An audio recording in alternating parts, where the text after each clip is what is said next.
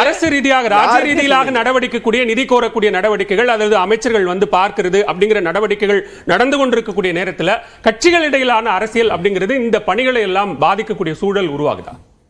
எதுக்கு பாதிக்கணும்? இப்ப அரசியல் விமர்சனம் வந்துச்சுன்னா வந்து வர குழு சரியாக பார்க்காதா? இல்லை இப்போ இயல்பாகவே ஒரு சீஃப் செக்ரட்டரி தலைமையில் ஒரு ரிலீஃப் கமிஷனர் இருக்கார், ஒரு கமிஷனர் ஆஃப் ரெவன்யூ அட்மினிஸ்ட்ரேஷன், வருவாய் நிர்வாக ஆணையர் தான் நமக்கு ரிலீஃப் கமிஷனர்.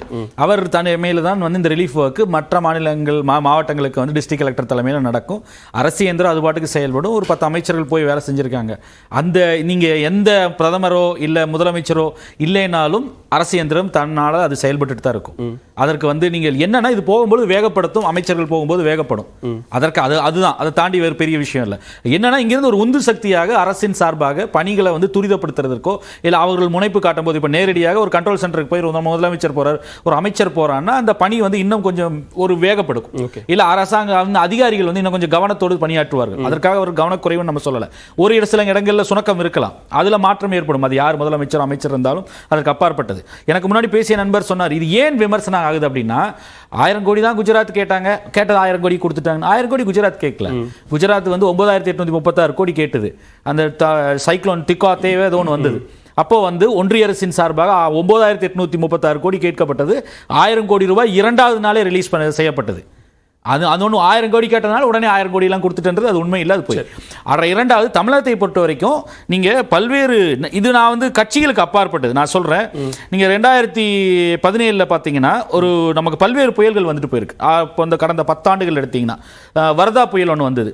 அப்போது தமிழக அரசின் சார்பாக 22,573 கோடிக்கு கோரப்பட்டது.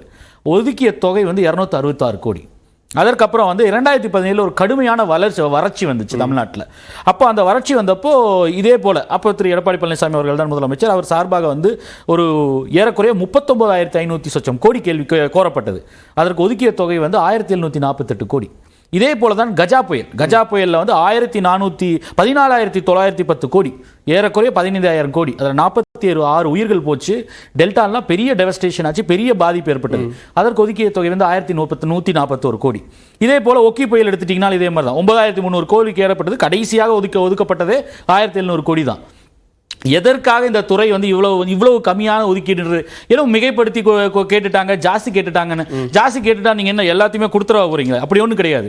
நீங்க ஃபர்ஸ்ட் ஆஃப் ஆல் வந்து இங்க ஒரு அமைப்பு இருக்கு, அரசாங்கம் சார்பாக ஒரு கணக்கெடுக்கப்படுது. நண்பர் கூட கேட்டுட்டு இருந்தார் இல்லையா, நீங்க வந்து தென் மாவட்டங்களுக்கு பண்ணிட்டீங்களா? இந்த 12,259 கோடி என்பது அந்த மிக்ஜாம் புயலுக்காக சென்னை மற்றும் 3 மாநிலங்களுக்காக கோரப்பட்டது. அதற்கு இடைக்கால நிவாரணமாக 7,033 கோடி கோரப்பட்டிருக்கு. அந்த பாதிப்பு தான் கோரப்பட்டிருக்கு. இப்போ ஒரு சென்ட்ரல் டீம் வந்துட்டு போச்சு, மினிஸ்ட்ரியல் சென்ட்ரல் டீம்னு சொல்லிட்டு அதற்கு ஏதோ வந்த ஒரு என்ஜிஓல இருக்கக்கூடிய நபர்களோட பாராட்டு. அவர் என்ஜிஓ நபர்லாம் கிடையாது. அந்த பாராட்டு தெரிவித்த நபர் வந்து குணால் சத்யார்த்தி என்பவர் வந்து என்டிஎம்ஏவோட அட்வைசர். அவர் தான் வந்து செஞ்சிருக்காங்க. அது சரியா தவறா அது மீது அரசியல் விமர்சனம் அதிமுக அவர் கொண்டு இருக்கு, பாஜக இருக்கு, அதுக்கு அப்பாற்பட்டது. ராஜ்நாத் சிங் அதே தான் சொன்னார். அவர் என்ன காரணத்துக்காக சொன்னார்னு தெரியாது. அவர் ஏன் பாராட்ட வேண்டும்?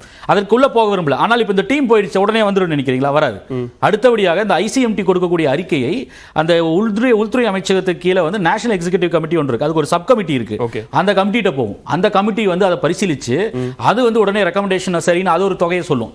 அதற்கப்புறம் ஹை லெவல் கமிட்டி ஒன்று இருக்கு. அதற்கு தலைவர் வந்து ஒன்றிய உள்துறை அமைச்சர் அமித்ஷா. யார் உள்துறை அமைச்சர்? அவர். அந்த குழுவில் வந்து பாத்தீங்கன்னா வந்து நிதி ஆயோக்கியோட துணைத் தலைவர் இருப்பாரு, ஒன்றிய நிதி அமைச்சர் இருப்பாரு, வேளாண் துறை அமைச்சர் இருப்பார். இவர்கள்லாம் ஆராய்ஞ்சிட்டு இன்னும் 2 கட்டங்கள்ல வந்து ஆராய்ஞ்சதுக்கு அப்புறம் தான் இவங்க ஒரு தொகையை சொல்லுவாங்க, 12,069 கோடிக்கு. இதுல என்ன பெரிய பிரச்சனைன்னு கேட்டீங்கன்னா, இந்த தொகை கேட்கும் பொழுது இந்த ஐசிஎம்டி வந்துட்டு போச்சு இல்லையா, இவர்கள் வந்து பாதிப்பெல்லாம் பார்த்தாங்கல்ல, எல்லாத்தையும் கொடுத்துட மாட்டாங்க. அவங்க என்ன பண்ணுவாங்கன்னா, இதுல பல்வேறு ஹெட்ஸ் இருக்கு. அதுல வந்து நீங்க இப்ப உதாரணத்துக்கு நான் சொல்றேன், இப்ப தென் மாவட்டங்கள்ல பாதிப்பு ஏற்பட்டுருச்சு. திருநெல்வேலி, தூத்துக்குடியில அங்க வெள்ள நிவாரணத்துக்கு பாத்தீங்கன்னா பல இடத்துல வந்து விவசாய நிலங்கள் பாதிக்கப்பட்டிருக்கும். அதுல கிராப் இன்சூரன்ஸ் எல்லாம் வந்து கவர் ஆகும். அந்த தொகை வரவே வராது. ஏன்னா வேற ஹெட்ஸ்ல கொடுக்க வேண்டியது அதை தனி அலோகேஷனுக்கு வச்சிருவாங்க. அது 6 மாசம் வரைக்கும் ரிவ்யூக்கு போயிட்டு அவங்க வந்து இன்ஸ்பெக்ஷன் வந்து பல்வேறு அமைச்சரவையில் ஒன்றிய நிதி அமைச்சகமும் சரி இல்ல வேளாண் துறை அமைச்சகமும் சரி ஆய்வெல்லாம் மேற்கொண்டு வர்றதுக்கு 6-7 மாசம் ஆகும். மாநில அரசா என்ன நடவடிக்கை எடுத்தது? முதலமைச்சராக அவர் என்ன நடவடிக்கை எடுத்தாரு அப்படிங்கிறது கேள்வியா இல்ல. அதுதான் நான் சொல்ல வரேன். மாநில அரசு உடனடியாக செய்ய வேண்டியது என்னன்னா, மக்களை வந்து ஃபர்ஸ்ட் வந்து ஒரு இது மாதிரி ஒரு பேரிடர் வரும்போது ஃபர்ஸ்ட் ரெஸ்கியூ காப்பாற்றணும், அதுக்கப்புறம் ரிலீஃப். அவர்களுக்கு எந்த அளவுக்கு வந்து ஏதாவது ஒரு சரி செய்து கொடுக்கணும், கொஞ்சம் சுமூகமான ஒரு முறையில் வந்து ஏதாவது ஒரு வழி செய்யணும். அந்த ஒரு பேரிடர்ல இருந்து அவங்களை மீட்டெடுத்துட்டு வர்றது. அதுக்கப்புறம் ரிப்பேர் அண்ட் ரெஸ்டரேஷன். சீரமைப்பு செய்யறது, அது அந்த பாதிப்பு ஏற்பான ரோடு உடையிறது, இல்ல இபி டிரான்ஸ்ஃபார்மர்கள் உடையிறதோ, இல்ல அந்த கட்டமைப்புகள்லாம் பாதிக்கப்பட்டது, இப்ப ரயில்வேல வந்து அவர்கள் செய்ய போது அதே மாதிரி தான். அப்ப இந்த பணிகளை சரி செய்யறது, அதுக்கப்புறம் ரிஹாபிலிட்டேஷன், மறுவாழ்வு, மக்களுக்கு வந்து என்னென்ன பண்ணி அவர்கள் மீண்டும் இயல்பு நிலைக்கு திரும்புவதற்கு என்னென்ன செய்ய வேண்டும் அப்படின்ற பல்வேறு கட்டங்கள்ல அரசு வந்து செயல்படும். இதுக்கு வந்து ஒரு ஸ்டாண்டர்ட் ஆபரேட்டிங் புரோட்டோகாலே இருக்கு. அதுல நீங்க முதல்ல வந்து மக்கள்கிட்ட எல்லாமே இழந்து நிக்கிறவன்ட்டு ஏதாவது ஒரு பணம் கொடுக்கணும். அதுக்கு தான் 6000 ரூபாய் கொடுக்கிறது. இதே போல அம்மையார் ஜெயலலிதா வந்து 5000 ரூபாய் கொடுத்தாங்க 2015 வந்து இந்த பேரிடர் வந்தப்போ. அப்போ இது இந்த 5000 ரூபாய் 6000 ரூபாய்ன்றது முதல்ல மக்கள்கிட்ட ஒரு பணம் போய் சேரணும். அடுத்தது அவர்கள் இப்போ தண்ணி வடிஞ்சிருச்சு இல்ல சென்னையில், இப்போ அந்த மக்களுக்கு ஏதாவது ஒரு பணம் தேவையில்லை வாழ்க்கை நடத்துறதுக்கு, அதிகமாக பாதிக்கப்பட்ட ஏழ்மை நிலையில விளிம்பு நிலையில் இருக்க மக்களுக்கு அதற்கு கொடுக்கறதா இந்த 6000 ரூபாய் தொகை இமீடியட்டா ஒரு வருஷத்துக்குள்ள போய் சேரணும்ன்றது. அதற்காக தான் கேட்கறாங்க இமீடியட்டா கொடுங்கன்னு. இப்போ SDRFல வந்து 75% தொகை வந்துடும், நீங்க கொடுத்துறீங்க. இப்போ அவர் சொன்னார்ல 561 கோடி ரூபாய் கொடுத்திருக்கோம் கூடுதல் அப்படின்னு. 561 கோடி ரூபாய் ஃப்ளட் மிட்டிகேஷன் கொடுத்திருக்கு. நீங்க இந்த தொகையெல்லாம் வருது இல்லையா, இந்த எந்தெந்த ஹெட்ல வருதோ அதுல தான் செலவு செய்ய முடியும். அப்பதான் அடுத்த தடவை SDRFல இப்போ நீங்க உடனடியாக பெரிய பாதிப்புன்றனால தான் நீங்களே உணர்ந்தா 450 கோடி கொடுக்குறீங்க. இல்லைன்னா என்ன வழக்கமா என்ன பண்ணுவாங்கன்னா, அந்த SDRFல முதல் தவணை ஜூலை மாசம் ஜூன் ஜூலைல வந்தது இல்லையா, அது எவ்வாறு பயன்படுத்தப்பட்டிருக்கின்றத பார்த்துட்டு தான் இவங்க வந்து பண மக்கள்கிட்ட போய் வந்து அடுத்த கட்டமே ஒன்றிய அரசுல இருந்து வரும்.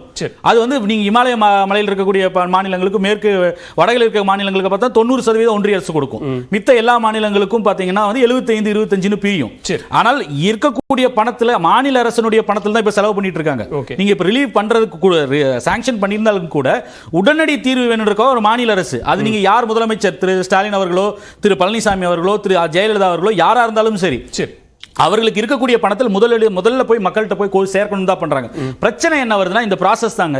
ஒன்றிய அரசுல இருந்து வரும்பொழுது நீங்க இப்ப போய் 3 கமிட்டி வந்து வச்சு கிளியர் பண்ணி வர்றதுக்குள்ள அரசு கிட்ட பணம் இல்ல. நீங்க என்ன பண்றீங்கன்னா, வாட் ஜிஎஸ்டி வந்ததுக்கு அப்புறம் எல்லா பணத்தையும் அங்க எடுத்துட்டு போயிடுறீங்க. செஸ் எல்லாத்தையும் ஜாஸ்தி பண்ணிருக்கீங்க, சர்சார்ஜ் எல்லாம் ஜாஸ்தி பண்ணிட்டீங்க. அப்போ மாநிலங்களோட தொகை அளவு பங்கீடுன்றதே வந்து ரொம்ப குறைஞ்சு போச்சு. இங்க மாநில அரசுக்கு இருக்கக்கூடியது ஒண்ணே தான் பத்திரப்பதிவு. கமர்ஷியல் டாக்ஸ் இருந்தது தான் ஜிஎஸ்டி எடுத்துட்டு போயிட்டீங்க. அப்ப பத்திரப்பதிவும் அப்புறம் டீசல் பெட்ரோல் இருக்கக்கூடிய வேட்டும் மற்றும் வந்து இது மதுவிலக்கு கிடைக்கக்கூடியது தான்.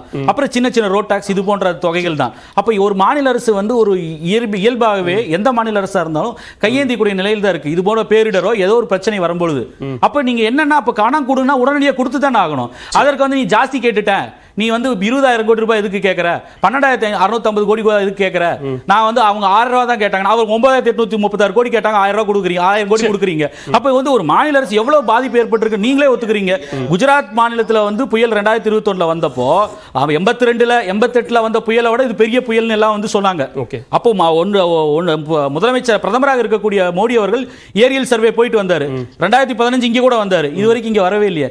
ஒரே மாநிலத்தில் 2 வாரங்களுக்குள்ள டிசம்பர் 3, 4 1, டிசம்பர் 17, 18 1 115 சென்டிமீட்டர் மழை ஒரு ஆண்டு. சிறபூஞ்சியில தான் இந்த அளவுக்கு மழை பெய்யும். ஆனா அந்த அளவிற்கு மழை வந்து இங்க இருக்கக்கூடிய இன்லாண்ட்ல இருக்கக்கூடிய ஒரு கோஸ்டல் ரீஜன்லயோ இல்ல இன்லாண்ட் இருக்கக்கூடிய பகுதியில மழை பெய்யும் பொழுது அதை வந்து பார்வையிடர் கூட வரல. அது குறித்து கவலை எழுப்பும் பொழுது நீங்கள் மாறாக சொல்லக்கூடிய பதில் என்னவா இருக்குன்னா, ஜாஸ்தி கேட்கறீங்க, இல்ல நீங்க வந்து சரியாக செயல்படல அப்படின்ற குற்றச்சாட்டுகளை வைக்கக்கூடிய நேரம் இல்ல. அது எந்த அமைச்சரா இருந்தாலும் சரி, எந்த அரசா இருந்தாலும் சரி, திரு பழனிசாமியோ திரு ஸ்டாலினோ தொகையை கொடுக்க வேண்டியதான உங்க வேலை. உங்க காசு ஒண்ணு கேட்கறது இல்ல. அரசுக்கு கொடுக்கக்கூடிய வரி பணத்துல இருந்து தானே திரு பழனிசாமியோ திரு ஸ்டாலினோ கேட்கறாங்க. திரு கனகராஜ் முருகானந்தம் பேசலாம். நான் இன்னும் திரு கனகராஜ் அவரோட ஃபர்ஸ்ட் ரவுண்டே பேசலாம். திரு கனகராஜ் திருச்சி